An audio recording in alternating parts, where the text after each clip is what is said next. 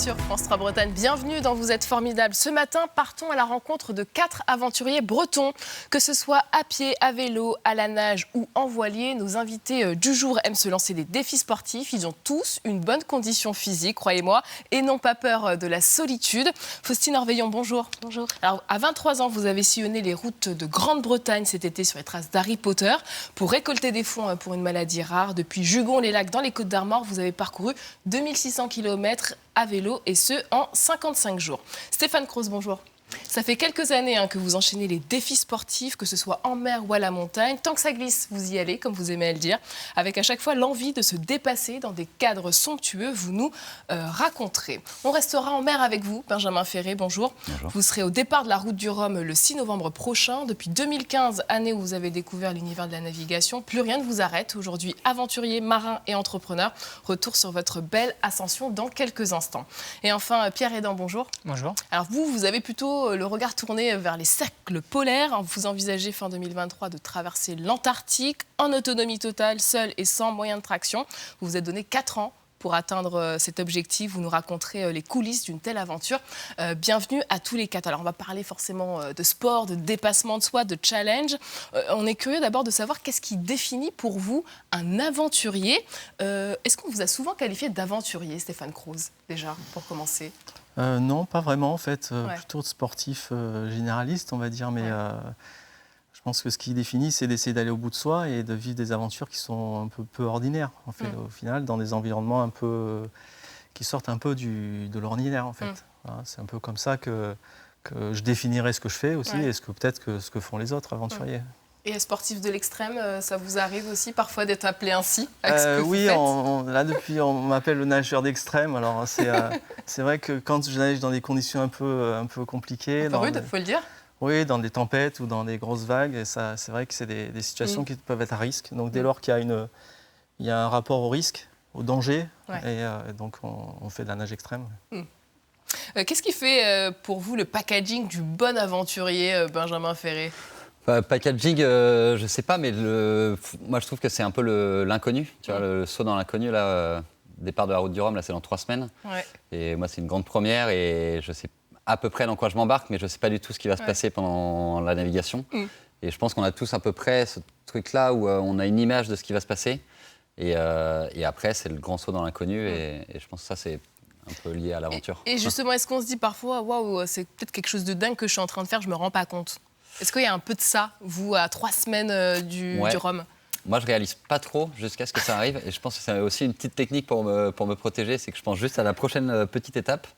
Et juste au lendemain. Et petit à petit, je me rapproche du but. Et je préfère ne pas penser à l'échéance finale pour me protéger, justement. Pas penser à ce qui pourrait se passer. Pour être sur la ligne de départ dans 3 semaines. Avant de devenir aventurier, il y a forcément d'autres aventuriers qui nous font rêver, qui nous inspirent, Pierre Hédan. Est-ce que ça a été le cas pour vous ?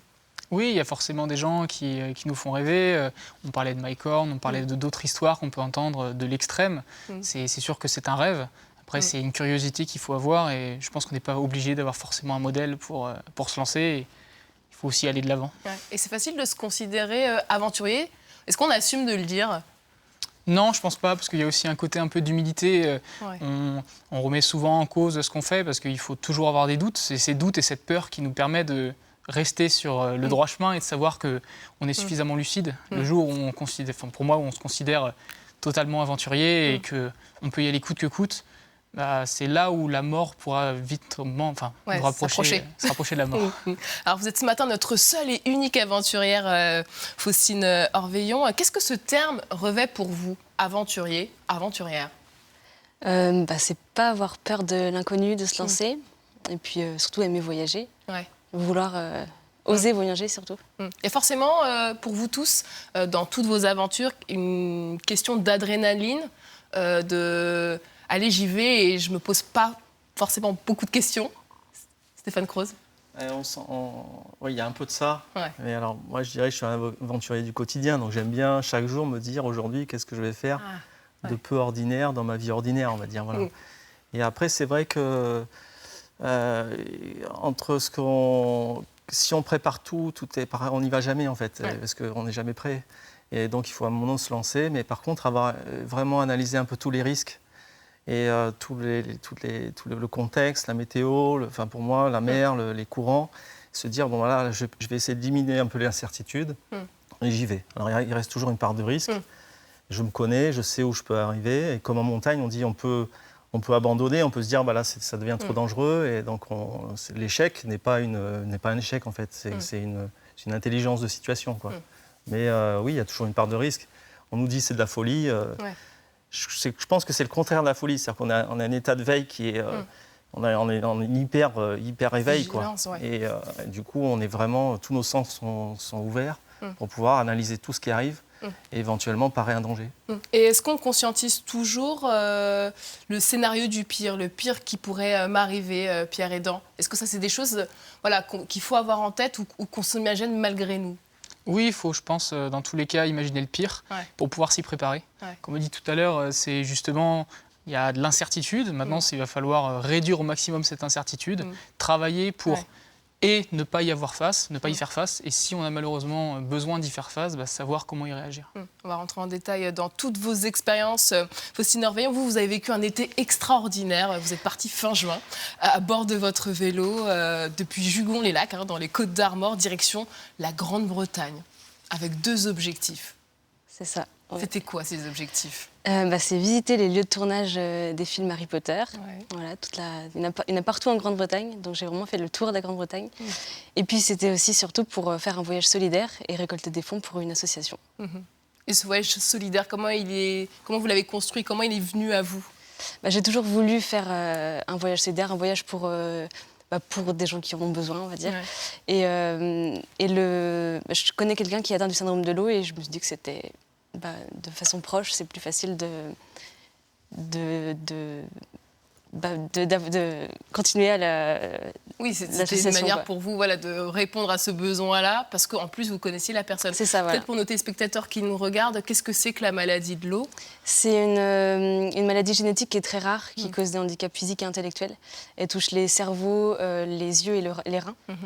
Et elle est très rare parce qu'elle touche uniquement les garçons et une centaine de garçons en France aujourd'hui. Voilà. Alors, un jour, vous vous réveillez, je ne sais pas, c'est une image, mais vous vous dites, tiens, je veux faire ce voyage-là. À qui on en parle en premier? Est-ce que vous vous souvenez de la première personne à qui vous en avez parlé? Bon, déjà, j'en parle depuis longtemps de voyager, après de savoir quoi faire. Et puis là, ça s'est lancé... c'est à moi-même que je m'en suis parlé déjà. C'est moi-même qui l'ai fait, simplement. C'est ça. Et après, je le dis à ma famille, mes amis, voilà. Et les parents réagissent comment dans ces cas-là? Ils sont habitués parce que mon frère est parti il y a 1 an faire un voyage à vélo aussi. Là, il est encore sur les routes. Donc, c'est pas les 2 mois de cet été qui ont fait changer les choses, là. Alors, il y a l'idée. Après, il faut se donner les moyens d'y arriver. Par quoi vous avez commencé, vous, Faustine? Déjà par regarder tous les lieux de tournage qui existaient d'Harry Potter. Et au fur et à mesure, on se rend compte qu'il y en a plein partout. Et que j'ai envie de faire tous les lieux. Et même la fan que vous êtes a découvert des nouveaux lieux qu'elle n'avait pas forcément fléchés au départ? Je les avais tous en tête. Il y en a surtout que je n'ai pas fait parce que dans le voyage, on a un peu la flemme de partir ou de monter une montagne. Mais je les ai tous faits. Et après, des lieux aussi autres que les lieux Harry Potter, par exemple le Loch Ness, là, sur la photo. Et voilà, puis visiter l'Écosse, c'était quelque chose qui était hyper cool. Là, vous allez encore un peu vite. Quand le premier jour où vous partez avec votre vélo, déjà, il y a vos parents qui vous accompagnent sur un tronçon de route. Donc ça, ça doit être une émotion assez particulière. Est-ce qu'on mesure ce qu'on va faire? Dans quel état d'esprit vous étiez, vous? Là, je suis encore sur le territoire français, donc je me dis que ça va, je peux encore faire demi-tour. Mais après, il y a tellement de monde derrière moi, puis l'assaut derrière moi, que je me dis que c'est obligé que j'y aille. Surtout que le premier jour, j'avais une douleur au genou qui est apparue. Je me suis dit, je l'oublie et j'y vais quand même. Et puis après, le bateau, toute la nuit dans le bateau, et puis le matin, on est tout seul dans un autre pays, et là, on est obligé d'y aller. Et là, vous vous réveillez, vous êtes toute seule, et donc vous aviez un itinéraire bien précis? Ouais. Je comptais rallier Londres en 2 jours. Et après, je me posais à Londres une journée pour visiter tous les lieux, parce qu'il y en a beaucoup à Londres. Et puis après, je traversais l'Angleterre pour aller en Écosse. Et à aucun moment, le défi physique ne vous a fait peur? De vous dire, voilà, je pars avec mon vélo toute seule, s'il m'arrive un truc, qu'est-ce que je fais? Ouais, j'ai surtout faire confiance en la vie, quoi. On va voir ce qui va se passer, puis ça s'est bien passé. Enfin, je suis pas une pro du vélo et j'avais jamais fait de voyage comme ça, donc j'avais pas peur, non.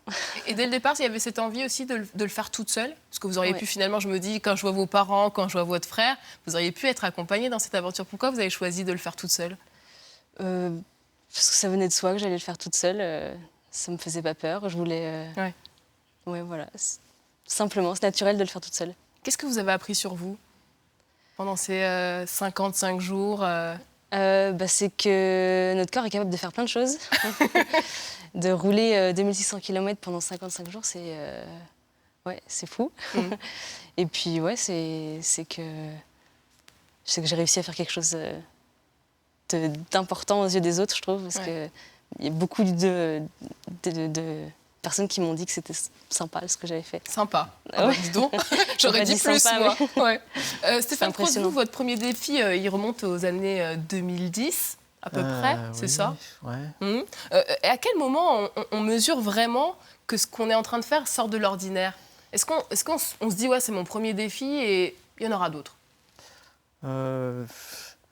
Déjà, je trouve que ça sort pas de l'ordinaire, mais j'ai l'impression de faire des choses qui sont un peu ordinaires. Voilà, mais non, c'est pas normal. Voilà, moi, je vous le dis parce que je pourrais pas le faire. C'est ça, mais on n'a pas tellement ce rapport-là. Je pense qu'on n'est pas très objectif par rapport à ça. Et d'autant plus quand la voiture réussit, finalement, je m'étais fait une montagne et finalement, c'est peut-être moins difficile, ou c'était difficile, mais je l'ai fait. Voilà, maintenant, je pense à demain et on verra. Non, c'est au fur et à mesure, les choses se construisent et on essaye de repousser un peu les limites à chaque fois, et donc on va de plus en plus loin, quoi. En démarrant, on nage sur de l'eau plate, par exemple, et on traverse des channels, et après, au fur et à mesure, on essaye d'aller dans du plus long, du plus extrême, plus difficile. Et en plus, ça, j'ai un rapport très particulier entre l'émerveillement et l'effort physique, donc je me dis, pour mériter un beau lieu, il faut que je fournisse un effort. Voilà. Et sinon, soit je le fais pas, soit je le mérite pas. Voilà. Et pour vous aussi, il y a eu cette phase un peu émerveillement, douleur physique. Il y a eu des moments durs ou pas? Oui. Ouais. C'est quoi les moments durs, par exemple? C'est déjà la solitude au début, les 3 premières semaines. Et puis le fait ça a été dur, ça, à vivre? Le fait de ne pas partager avec quelqu'un. Ouais. Mais en même temps, je partageais par les réseaux, c'était important aussi. Mais la solitude a été au début, mais après, c'était les pépins matériels du vélo, où je ne savais pas quoi faire. Mais sinon, après, quand on est habitué, il faut un temps d'adaptation. Et après 3 semaines, on profitait. Et justement, pour vous, vos petites récompenses, comme dit Stéphane Croce, c'était quoi? C'était d'arriver sur les lieux de tournage d'Harry Potter, et là, on oubliait la souffrance, la douleur, des kilomètres avalés? C'était tous les soirs quand on arrivait sur un nouveau lieu, en fait. Quand j'arrivais sur un nouveau lieu, il n'y a pas que les lieux Harry Potter, parce qu'après, les grands lieux, c'était impressionnant. Mais tous les trucs que je ne pensais pas voir et que je découvre durant le voyage. Et est-ce qu'on fait des rencontres, mine de rien, toute seule? Oui, on en fait, mais je trouve que j'en ai pas fait tant que ça. D'accord. Mais si, j'en ai fait. J'ai rencontré beaucoup de gens super. Benjamin Ferré, j'imagine que ça va faire écho à votre tour du monde en stop. Vous avez fait ça, vous, dans une autre vie. C'est d'ailleurs à ce moment-là que vous allez à peu près découvrir un peu votre première expérience maritime, non? Ouais. Et ça fait effectivement vachement écho quand j'entends ça. C'est que en fait, je me dis que les premières aventures, elles sont hyper importantes. Et à son échelle... moi, à 20 ans, partir tout seul, j'avais fait 40 000 km en stop autour du monde. Et j'avais 20 ans et je rencontrais des gens extraordinaires. Et effectivement, la première fois où moi je rêvais d'aller en Antarctique, justement, et j'avais fait du bateau stop à Ushuaia. Et j'avais été pris sur un bateau qui s'appelle l'Esprit d'équipe en stop. Et du coup, pour aller en Antarctique, on passe le mythique Cap Horn. Et à ce moment-là, il n'y avait rien du tout qui me prédisposait à faire de la course au large, à faire du solitaire. Mais c'est assez rigolo parce qu'aujourd'hui, je prépare le Vendée Globe. Un des aboutissements du Vendée Globe, c'est le passer le Cap Horn. Évidemment. Et moi, une des premières fois où j'ai mis le pied sur un bateau à voile... C'était loin de la course au large. C'était pour passer le Cap Horn. Et donc, en fait, toutes ces petites aventures, on n'a pas l'impression, mais en fait, elles sont en train de nous façonner, elles sont en train de débloquer des choses en nous. Et donc, elles sont en fait hyper importantes de se lancer... dans ces petites aventures. Et justement, Stéphane Croce, est-ce que cette première expérience, ce premier défi, il a une saveur particulière par rapport à tous les autres que l'on va faire après? Ou pas? Est-ce qu'on s'en souvient d'ailleurs? Oui, on s'en souvient, et c'est Mais je sais pas, à chaque fois, c'est une nouveauté, un émerveillement, on se donne à fond. Et donc c'est vrai que moi je dis ça, c'est un peu des cicatrices de bonheur dans ma vie, quoi. Ah oui, et donc voilà, j'essaye d'avoir une vie qui n'est pas homogène, donc qui est ponctuée de moments où je me suis fait mal pour réussir quelque chose. Et donc je me fais plaisir et c'est du bien-être. En même temps, voilà, c'est marqué en moi, quoi. Et votre première expérience polaire, Pierre Hédan, c'était où et quand pour vous? Première expérience polaire, c'était en Laponie, donc un voyage avec des amis. Comme pour une première expérience très mal préparée. C'était chaotique, mais peut-être l'un des meilleurs souvenirs de ma vie. Après, j'ai aussi fait de l'alpinisme, donc ça a des conditions assez similaires avec le milieu polaire. Mais comme on l'a dit, on vit de ses premières expériences. Moi, ma toute première expérience que j'ai faite, ma première vraie expédition, je l'ai fait à 17 ans. Juste, moi qui suis rennais, me demander si est-ce que j'étais capable d'aller jusqu'à Saint-Malo à pied pour rejoindre des amis. Donc on part sur 2, 3, 4 jours.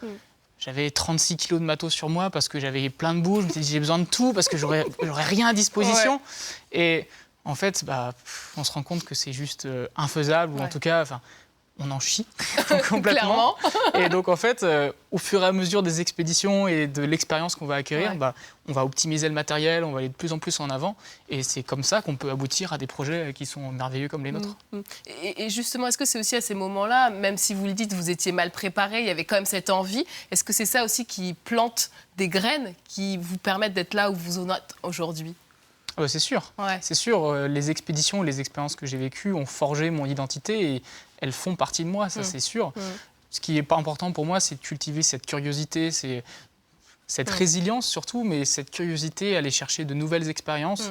On parlait de cicatrices, de bonheur, c'est essayer d'aller dedans, comprendre que c'est dur de faire 2000 km à vélo, mais les mollets, ils vont bien le sentir, mais finalement, la réussite et tout ce qu'on va pouvoir voir et vivre pendant cette expérience-là, c'est ça qui va être un réel bonheur. Et justement, quand on parle d'aventure, on parle aussi des aléas. C'est quoi le plus gros risque que vous ayez pris dans tous vos challenges, Stéphane Croze, une fois où vous vous êtes dit « Waouh, là, je ne suis pas passé loin » ou « Je me suis fait vraiment très, très peur ».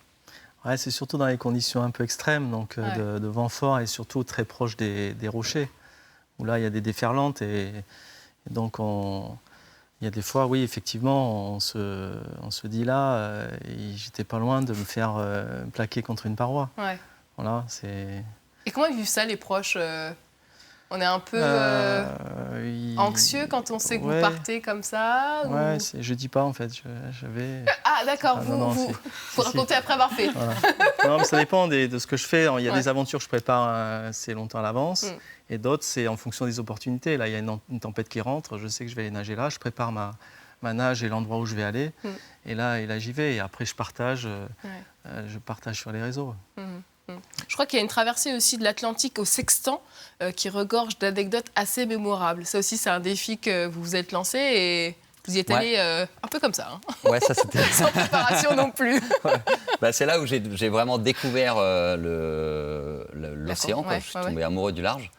Et en fait, on est parti avec 2 copains. Et l'objectif, c'était de partir de Saint-Malo, naviguer à la façon de Magellan et Christophe Colomb, donc en se dirigeant seulement grâce aux astres, donc aux étoiles et grâce au soleil. Vaste projet. Et en fait, on était partis, on nous a dit que c'était 2 semaines pour traverser l'Atlantique. Nous, on a mis 3 mois et demi à arriver de l'autre côté, donc tu vois, un peu plus longtemps que prévu. Mais c'est à ce moment-là où je suis tombé amoureux de l'océan, du large, et il y a eu des anecdotes incroyables, mais on ne savait pas faire de bateau et on a réussi à arriver de l'autre côté. Allez, une anecdote quand même, parce que vous n'allez pas nous laisser là-dessus. Il y en a eu plein, mais on s'est perdu en mer, et ça, c'est un truc qui est difficile à comprendre dans la vie de terrien, parce que quand tu te perds, tu peux demander ta route mais quand tu es au milieu de l'océan... Mais là, faut s'imaginer 360 degrés autour de toi, où tu vois que l'horizon, et tu sais pas où t'es, quoi. On n'avait pas de GPS, on n'avait rien. Et en fait, on continuait à faire du sud-ouest. On était persuadés qu'on allait vers Madère. Et en fait, ça faisait 3 jours qu'on l'avait déjà passé, quoi. Et il a fallu qu'on croise un cargo. Et à la VHF, on lui a demandé, c'était des pilotes philippins, on leur a demandé en anglais leur position. Et on a réussi à comprendre la latitude-longitude. Et c'est comme ça qu'on a retrouvé notre position. Oui, vous étiez bien... vous êtes passé devant... on est passé devant Madère sans s'en rendre compte. C'est Norveillon, il y a des petites anecdotes comme ça où on se perd, on se dit « Ouh là là, où je vais ?» Je ne me suis pas perdue, non. Mais la météo qui est Des fois où en haut d'une montée, il y a l'orage qui se pointe et il n'y a rien autour à part un arbre. Ouais. Et il y a des grêlons après. C'est une petite période de temps, mais... Ouais, on la sent bien passer. Ouais, voilà. Ouais. Et qu'est-ce qui fait qu'on y retourne encore et encore, Stéphane Kroos ? Vous êtes un peu le doyen de cette émission, donc je me dis, bon, vous avez une petite expérience. Je sais pas, c'est comme je disais tout à l'heure, on a envie de... Moi, chaque jour, je me dis, qu'est-ce que je vais faire aujourd'hui qui va être quelque chose de peu ordinaire. Donc, c'est se dire... Alors, je dis toujours, une fois que j'ai vécu quelque chose de fort, bon, ben, c'est bon, maintenant, je peux mourir. Et en fait, finalement... Toujours plus. On se reprend la vie et on se dit, c'est vrai que j'ai envie de revivre ça. On parlait d'adrénaline tout à l'heure. C'est vrai que ça nous nourrit, je pense, et de vivre des expériences comme ça qui sont marquantes. Donc c'est ça qui nous fait recommencer. Et aussi l'envie d'aller, un peu comme l'alpiniste qui veut aller de plus en plus haut, ou le parachutiste de plus en plus, sauter de plus en plus haut. Pour moi, c'est nager dans les conditions les plus extrêmes possibles. Alors, nous, on vous a filmé, mais ce n'était pas forcément dans les conditions les plus extrêmes. C'était près des falaises d'Étretat. On regarde ce reportage et puis on revient tout de suite après. Se mesurer aux falaises d'Étretat, mériter ces géantes de calcaire et les contempler dans toute leur immensité. Un projet que ce sportif de 53 ans prépare depuis plusieurs semaines.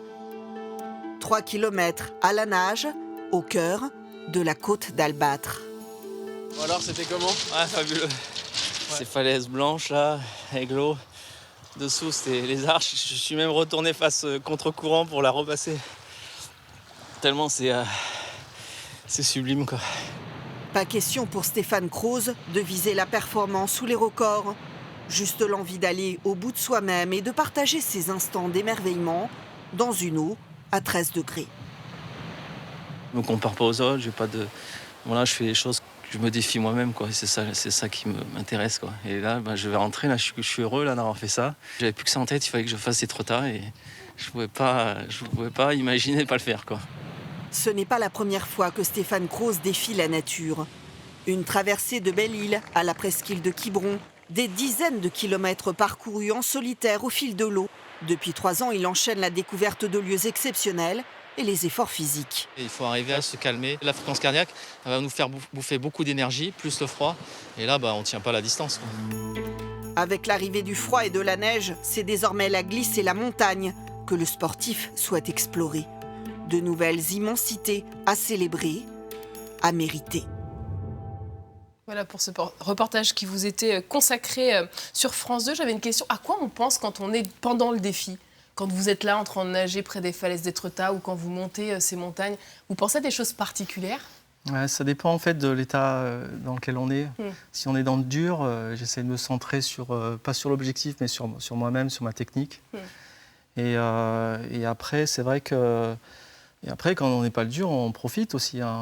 C'est vrai que là, je revois les images d'Étretat. Bon, c'était pas une nage difficile, c'était 3 km, mais quand on se retrouve tout seul comme ça, parce que j'aime bien nager en solo, et donc se dire, là, je crois que j'ai de la chance, je me suis offert un truc sympa. Ça me rappelle Fort Boyard ou les gorges du Verdon, où il y a toujours plein de monde, et je vais tout seul, et je me retrouve tout seul, parce que je calcule bien quand il faut y aller. Et donc ça, et après, c'est vrai que ça nous permet aussi de se connaître. On se dit, là, je suis au bout de moi, j'ai faim, je suis au bout de mon effort. Et en fait, dans le mal, on se dit, comment je fais si on se pose des questions, comment je fais pour y arriver. Donc, on essaye d'évacuer un peu tout ce qui est la raison. Et donc, se dire, je suis une machine, je dois y arriver, quoi. Et bras après bras, ou pas après pas, on va y arriver, quoi. Voilà. Donc là, ça remonte un petit peu, Étretat. C'était quoi votre dernier exploit ? Là, les images qu'on voit, c'était dimanche dernier, enfin pas hier, dimanche, il y a quelques jours, voilà. C'était la descente du Trieux à la nage. Donc là, c'est vrai que ça a coché un peu deux axes, l'axe un peu endroit quand même merveilleux, et du courant assez fort, parce qu'il y avait un coefficient de 100 de marée, donc il y a eu de forts courants. À un moment donné, ça a été quoi le déclic pour vous, Benjamin Ferré, pour monter d'un cran, se dire je vais faire de la course au large, mais sérieusement? Moi, je crois que c'est toujours une rencontre qui a activé quelque chose. Et je crois que ça a toujours été le fait d'avoir quelqu'un qui croyait pour moi, quoi. Ouais. Et tu vois, là, l'objectif final, c'est le Vendée Globe, dans 2 ans. Et c'est parce que Jean Le Cam, qui en avait fait 5, m'a fait croire que j'étais capable d'en faire un. D'accord. Et bah, du coup, ça m'a fait pousser les ailes, quoi. Et j'ai l'impression que c'est souvent comme ça, quoi. Si tu commences à en parler, il y a des gens qui commencent à y croire pour toi, et donc tu te mets à... Vous finissez par y croire vous-même. Ouais. Et moi, ça a été ça, les déclics, et d'y aller progressivement, quoi. Il y a eu cette traversée Cap à l'Ouest. Après, il y a eu quand même la Mini Transat. Ouais. Qui est Vous une êtes course arrivé au large, 3e. Ouais, je suis arrivé 3e, et c'était absurde, quoi. C'était improbable. Moi, c'est 2 ans de préparation. C'est une transat sur des tout petits bateaux qui mesurent 6,50 m, sans assistance, sans communication. Donc on est tout seul pendant 20 jours. Et on se prépare pendant 2 ans. Il y a 80 participants, des gens qui font de la course au large depuis très longtemps. Et moi, je me suis retrouvé téléporté sur le podium, quoi, de cette course. Et donc ça a accéléré plein de choses, quoi. Je dis toujours, c'est comme si je faisais du karting. Et quelqu'un en Formule 1 m'avait dit, viens voir la Formule 1, c'est cool. Et c'était Jean Le Cam qui m'a dit, viens faire de la Formule 1, quoi. Et être soutenu par le roi, comme on l'appelle, Jean, on se pince parfois, on se dit oh là là, c'est pas possible, il y a quelque chose. Ça fout la pression? Ça fout pas du tout la pression. Ok. Mais par contre, moi, je me sens hyper privilégié parce que c'est absurde. Quand je vais naviguer avec Jean, moi, j'ai découvert la course au large hyper tard. Et je suis Malouin, j'allais au départ de la route du Rhum. Je trouvais ça hyper émouvant de voir des marins partir en solitaire comme ça sur des bateaux. Et aujourd'hui, je me retrouve, tu vois, j'étais au départ de la route du Rhum en 2014, derrière François Gabard. J'étais le dernier Zodiac à lui dire au revoir comme un gamin. Et aujourd'hui, c'est avec son bateau que vous allez partir. Que je pars dans 3 semaines. Donc c'est un peu lunaire, quoi, ce qui m'arrive. Donc je me sens hyper chanceux, quoi. Qu'est-ce qui vous fait peur le plus à quelques jours, enfin à 3 semaines du départ? Il y a plein de choses. Il peut se passer tellement de choses en mer. Ce qui me fait peur, c'est de ne pas être à la hauteur des gens qui m'ont accordé leur confiance. Aujourd'hui, il y a des sponsors, il y a des partenaires, il y a Jean, il y a une équipe. Il y a plein de gens qui mettent leur confiance en vous. Et moi, je crois que c'est ça que je vis, c'est être à la hauteur de cette confiance-là.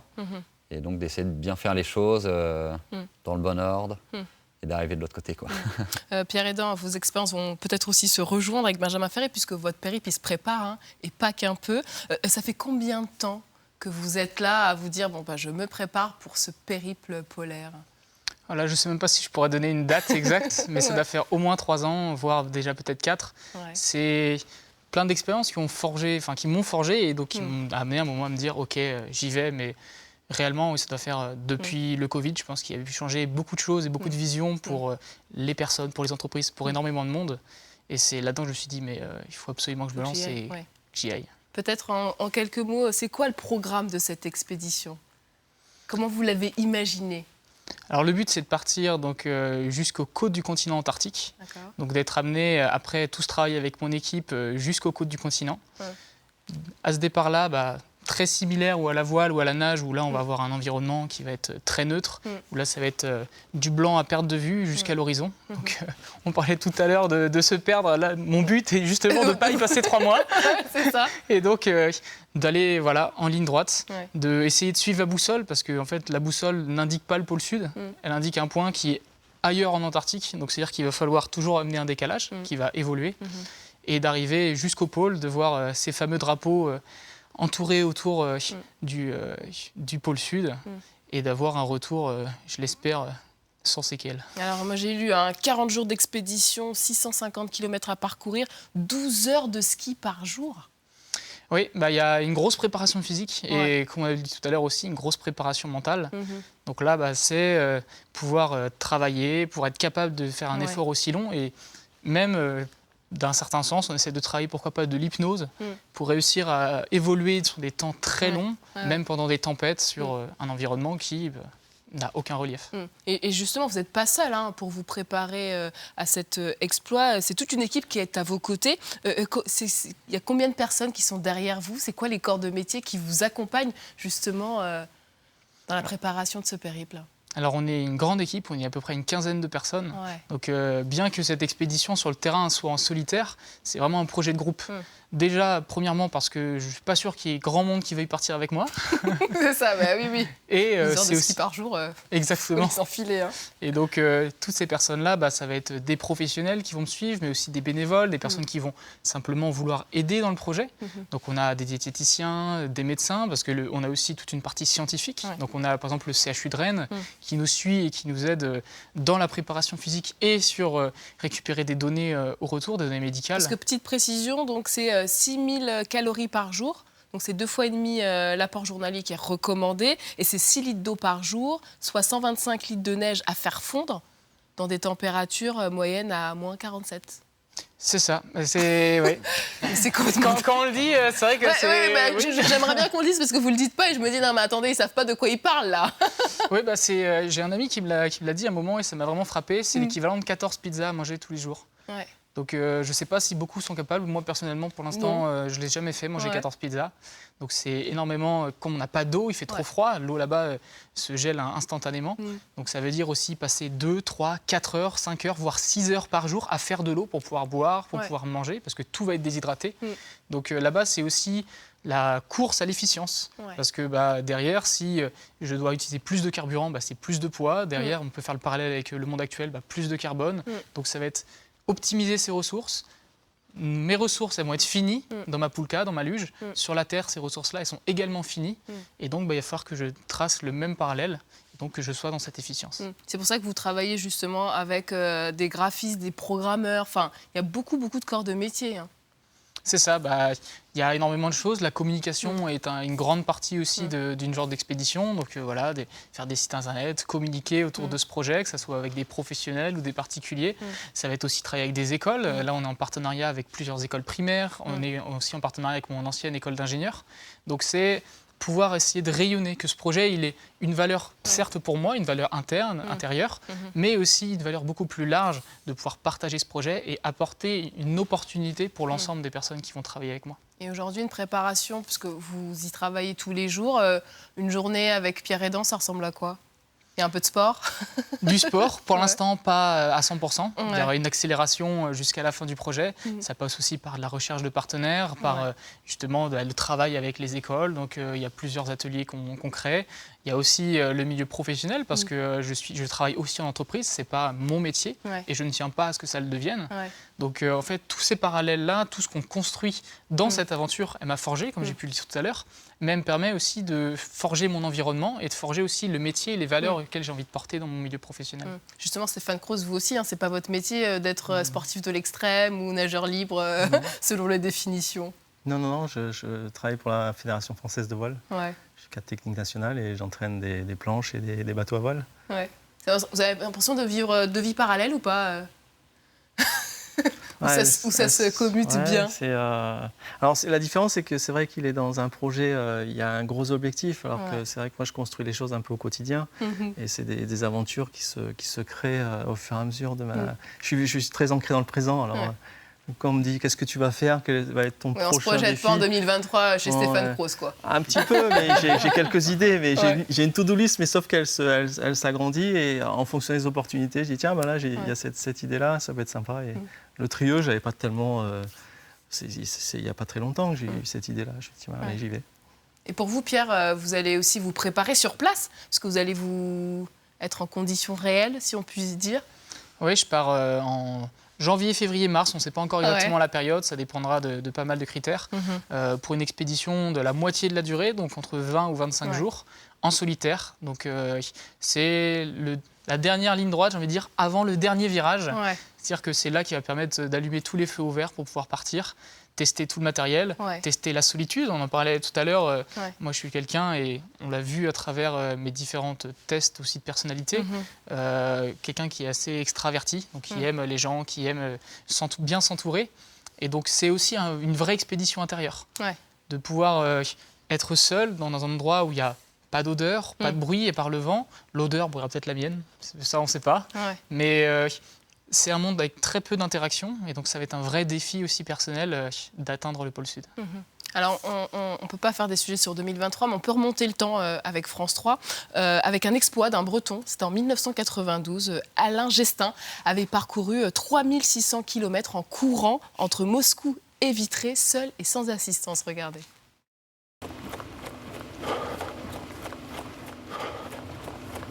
Alain Gestin, 47 ans, en provenance de Moscou. 3600 km avec pour tout bagage, un sac à dos et 2 paires de chaussures. 54 jours pour courir, courir, toujours courir. On refait le monde, on pense à beaucoup de choses.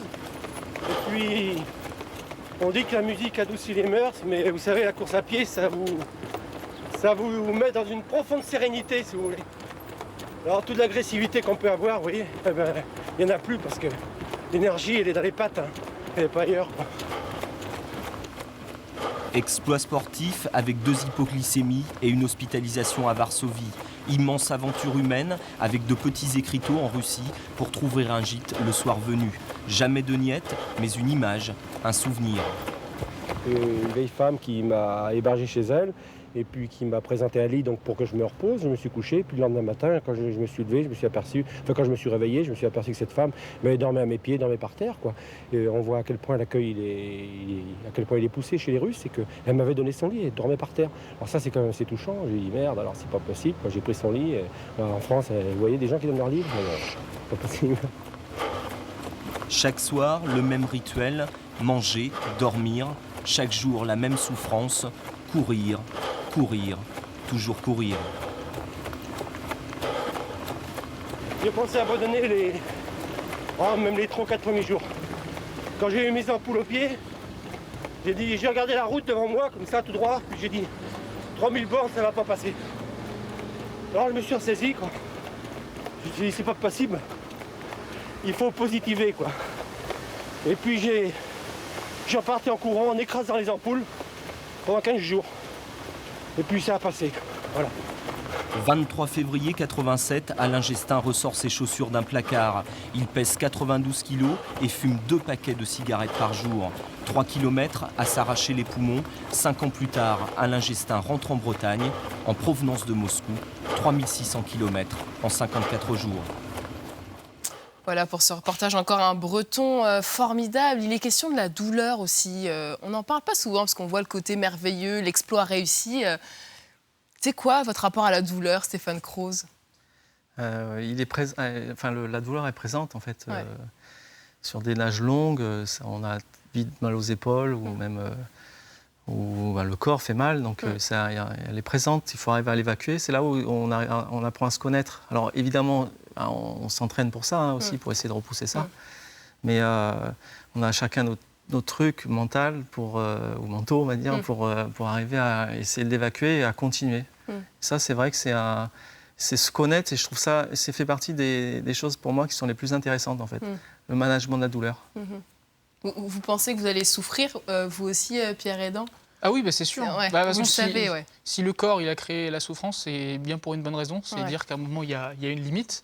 Après, il faut savoir, pas forcément aller au-delà, mais trouver sa limite. Donc le froid va forcément avoir de la douleur, potentiellement des gelures.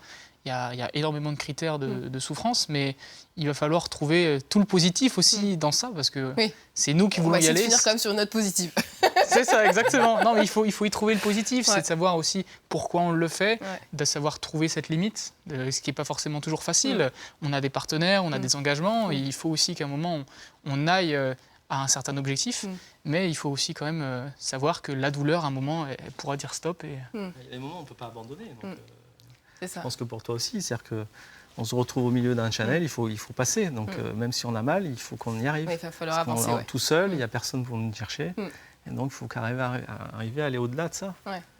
Faustine Orveillon, prochain défi en tête déjà ou pas ? Oui, déjà, oui. Alors ? Un peu plus long, je pense 6000 km, mais bon, si j'en dis trop, je vais devoir vraiment le faire et on attend un petit peu. On attend un petit peu.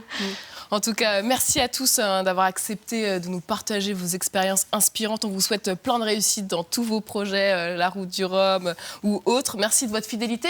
À vous qui nous regardez chaque matin sur France 3 Bretagne. Nous, on se retrouve dès demain à la même heure. Très belle journée. À demain.